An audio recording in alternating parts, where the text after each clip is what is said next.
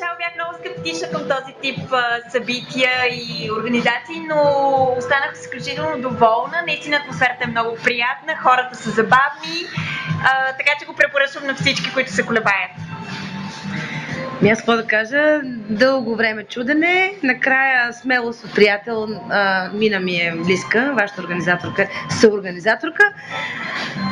Беше ми супер притеснено, ама супер, а пък не съм човек, който да не е преживяла тия някакви различни неща в живота си. Случвали са ми се някакви случки, а то също се оказва някакви нормални хора правят нормални неща, не е толкова страшно. Не е затвор, не е изпит, не е нищо, кой знае какво. Усмивки, аз съм очарована от жените.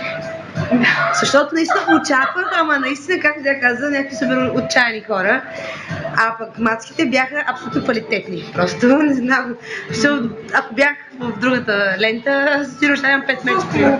Ами, какво да кажа? Мен ми беше много забавно. Поне играта, частта с играта, много добре измислена.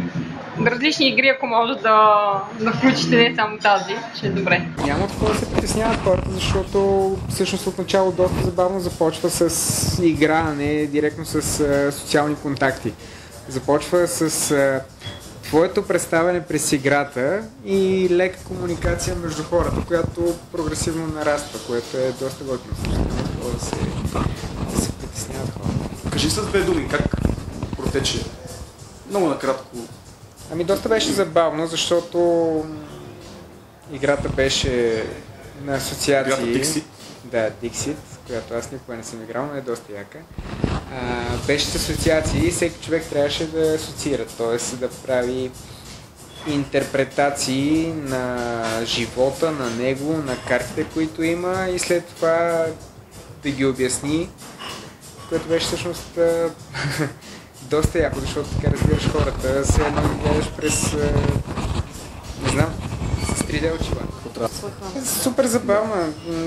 Не е необходимо да играеш шах и да мислиш 6 хода напред. Всичко е интерпретация. Всеки може да играе. Съвсем свободно, съвсем спокойно. Абсолютно да, че и повече от всеки. Ами добре, радваме се, че ти е харесало. А всъщност, хареса ли си някой, с който би искал да се видиш отново, което е, може би, целта на цялото мероприятие? О, да. Хареса? О, да. Окей, значи сме доволни всички. Това е целта.